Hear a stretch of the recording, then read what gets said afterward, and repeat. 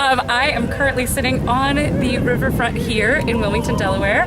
I'm coming to visit my sister who happens to live here and her family.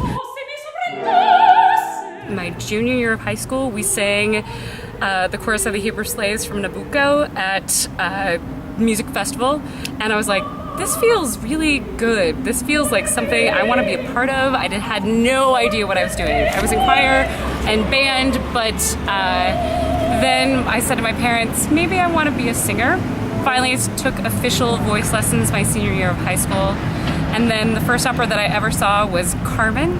And that was when I sang Mercedes in a small company in just outside of Munich in Germany.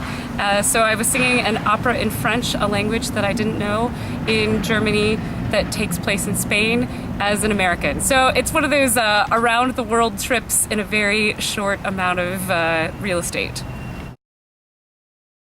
I listen to, pop music, top 40. I listen to alternative. I have a friend who's in a bluegrass band, so I really enjoy that as well. The stuff that is kind of stripped down is always kind of interesting. Anything acoustic is something I think that kind of gets us back to just the voice and instrumentation on its own, and that's kind of what opera does in a different way by putting those things back together in a bigger force. So I like the idea of stripped down kind of acoustic music. I have performed Nedda. I've actually done it twice before. First time was at a small church in Chicago. Really great opportunity, kind of a thrown together community theater production of it. I happened to have 3 different Silvios, the oldest of which was probably older than my grandfather. A little awkward when you're trying to have some sort of relations with, but I did it there. And then I was the cover at Sarasota Opera in 2005 and had a student performance of that role there as well. So Nedda is, she doesn't say anything for the entire first scene. I think that's one of those tricky things where you're really a part of the opera before you actually get to really sing. So trying to figure out how to assert yourself dramatically in that first scene so that you're noticed but don't draw focus, so that people have a little bit of a background about how torn you are between Silvio and Canio and your relationships and your obligations versus your desires. I think that the setup there is tricky, but once you finally get to the great music of the Silvio duet, then it's just such a fast progression from there through the rest of the show.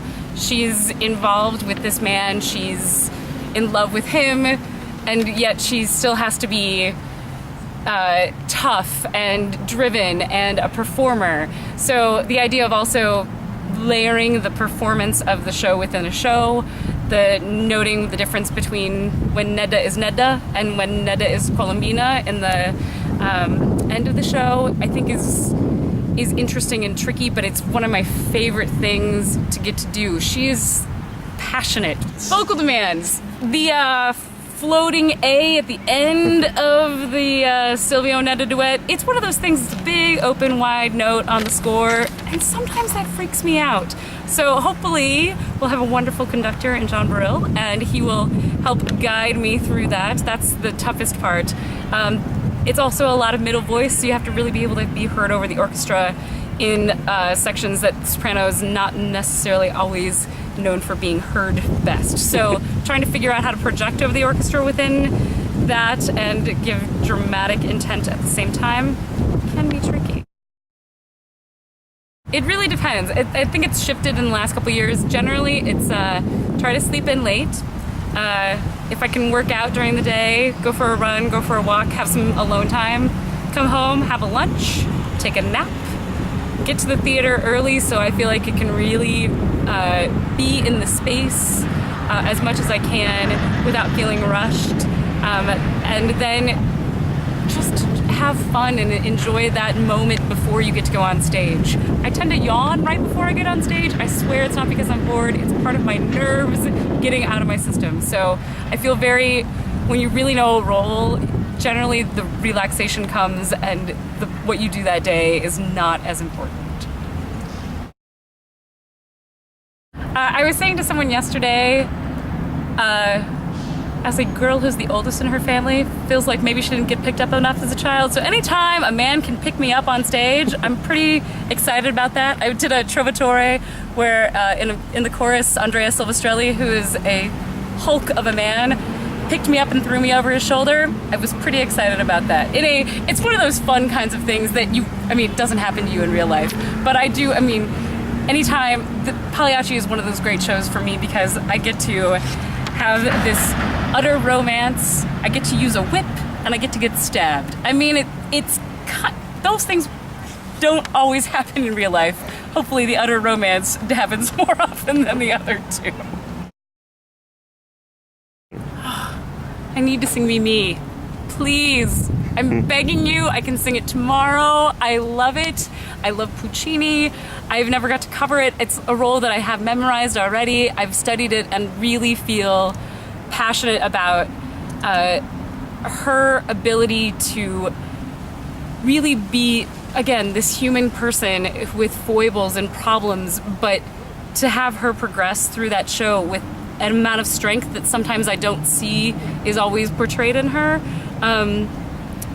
I've gotten to do Michaela before, and I feel like that's how I kind of approach her too. Of course, there's vulnerability within those characters, but I think Mimi, she's still a coquette. She's still knowledge. She's so intelligent at the same time of being wrapped up in this romance, and I feel like that's something I really want to bring to that character in that opera.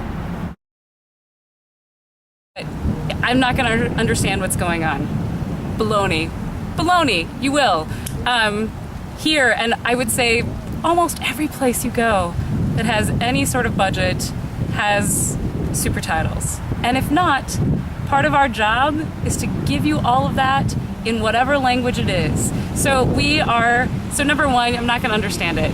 Number two, we're all really bad actors.